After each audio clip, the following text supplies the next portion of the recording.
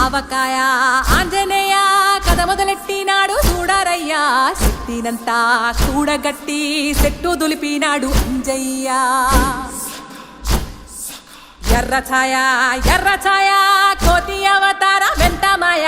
కత్తి సేత పట్టకుండా కాయ కోసినాడు కపిలయ్య